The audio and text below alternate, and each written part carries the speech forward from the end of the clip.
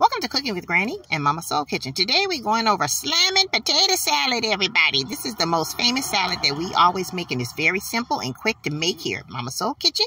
You just take about 6 big, large potatoes and you let them boil. Then you go ahead and peel them, and we go ahead and dice them up, and we go ahead and add in some thick mayonnaise, everybody. A thick mayonnaise, no runny. Then we add in a little bit of Dijon mustard and some hard-boiled eggs, about 4 hard-boiled eggs, and we add in just a little bit of dill in there. I like the freshly chopped dill in there. And then we also you can add in a little bit of pickle juice in there.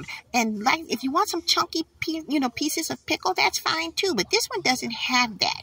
It just has the juice in it, everybody, to make it the nice consistency of perfection.